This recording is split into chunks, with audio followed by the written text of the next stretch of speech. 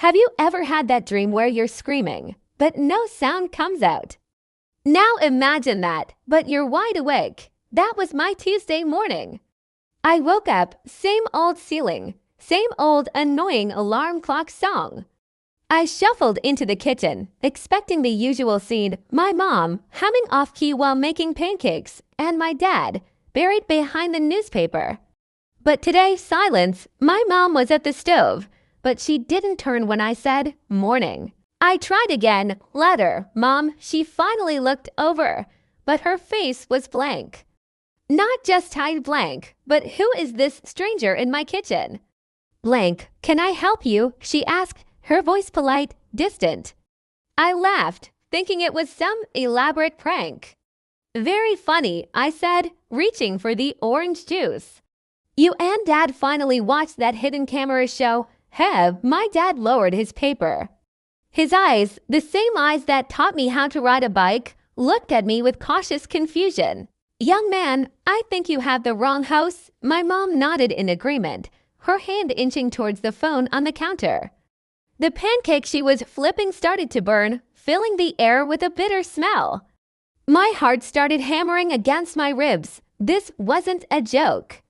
Their faces were genuinely perplexed, even a little scared. My own parents were looking at me like I was an intruder. I backed out of the kitchen, stammering apologies I didn't understand. I'm sorry, I must be. Confused, I practically ran out the front door, the one with the little scratch near the handle from when I was 7, and tried to unlock it with a twig. It was all familiar, yet I was suddenly a ghost in my own home. My world, which had been solid rock just 10 minutes ago, was crumbling into sand.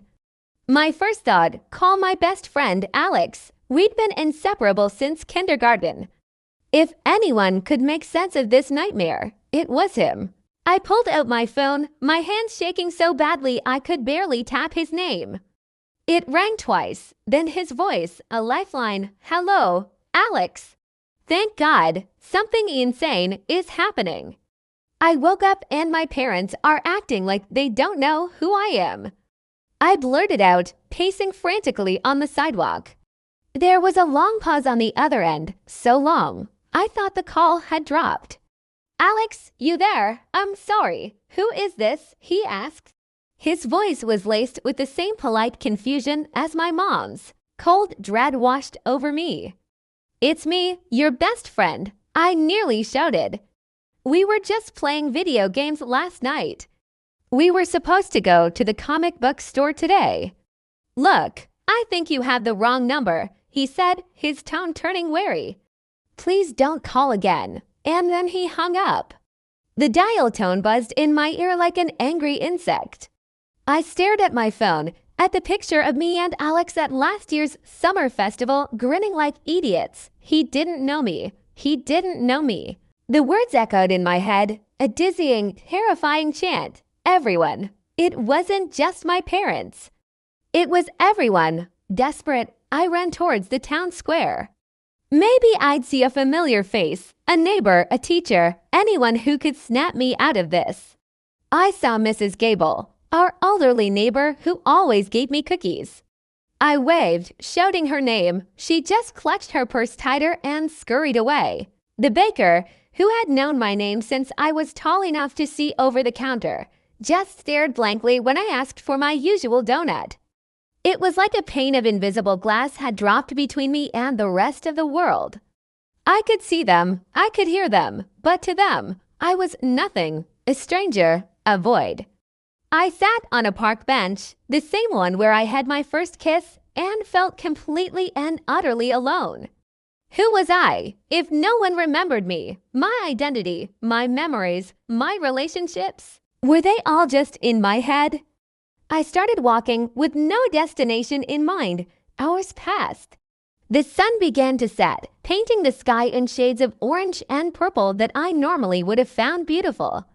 Tonight, they just felt isolating. As I passed the local library, a place I'd spent countless rainy afternoons, I had an idea.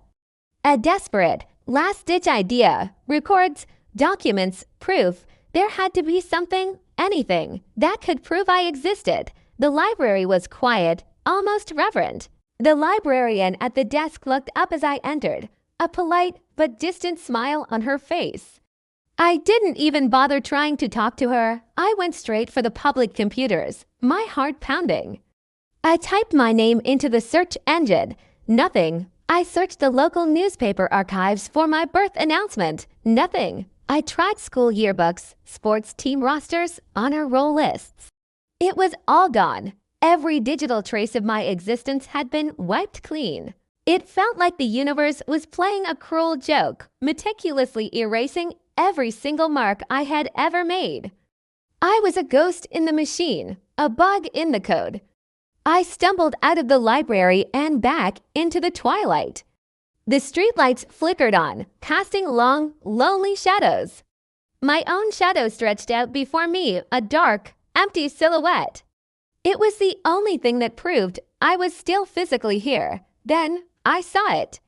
Tucked away in a small alley, there was a little shop I'd never noticed before. It had a strange, circular symbol on its door, and a faint, warm light glowed from within. I had nothing to lose. My entire life was already gone. With a deep breath, I pushed the door open. Inside, the air was thick with the scent of old paper and something else, something like cinnamon and ozone. An old man with kind, crinkling eyes looked up from behind a counter cluttered with strange trinkets and books. He wasn't surprised to see me. In fact, he smiled as if he'd been expecting me. "Lost, are we?" he asked, his voice calm and gentle. It was the first time all day someone had spoken to me without fear or confusion. I just nodded, unable to speak past the lump in my throat. He gestured to a small, dusty book on the counter. "Sometimes," he said softly, "the world forgets. It's a sort of cosmic reset, a test. The question isn't why they've forgotten you. The question is, what will you do now that you have a blank slate?" He explained that this wasn't a punishment, but a rare and profound opportunity. A chance to redefine myself, not by who others thought I was, but by who I chose to be, moment by moment. To rebuild my life, not from memory, but from intention. Could I make my mom laugh again, not because she was my mom, but because I was a person who could bring her joy? Could I become Alex's friend again, not through shared history, but by being the kind of person he'd want as a friend? Leaving that shop, I didn't have my old life back. But I had something more valuable, a purpose. The fear was still there, a cold stone in my gut, but it was now joined by a flicker of hope. The world didn't know me.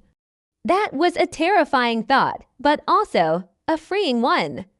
I was no longer defined by my past mistakes or my old successes. I was just me, a stranger, and a stranger can introduce himself. The next morning, I walked back to my house. I knocked on the door. My mom answered, that same look of cautious curiosity on her face. I smiled, a genuine, hopeful smile. "Hello," I said, extending my hand. "My name is..." Well, I guess I'm still figuring that out. But I was hoping you might know where a person could find the best pancakes in town. For the first time all day, a little spark of warmth flickered in her eyes. It was a start, a brand new start. Thank you so much for watching my story. If this resonated with you, I'd love it if you'd hit that like button and subscribe for more. Let me know in the comments what you would do if you woke up in a world that had forgotten you. Stay safe and see you next time.